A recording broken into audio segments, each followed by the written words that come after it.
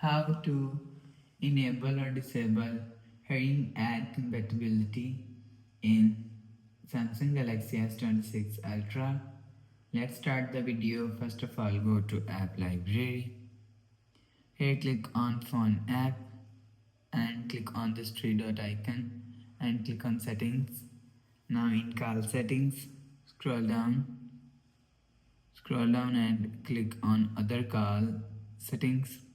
After click on Other Call Settings, click on, you will see hearing aid compatibility is here. If you want to enable hearing aid compatibility, turn on this button. After turn on this button, you will see hearing aid compatibility is enabled and enable. If you want to disable hearing aid compatibility, turn off this button. After turn off this button, you will see hearing aid compatibility is disabled. You will enable or disable hearing aid compatibility from here. After the process, go back to home screen. So that's how you can enable or disable hearing aid compatibility in Samsung Galaxy S26 Ultra.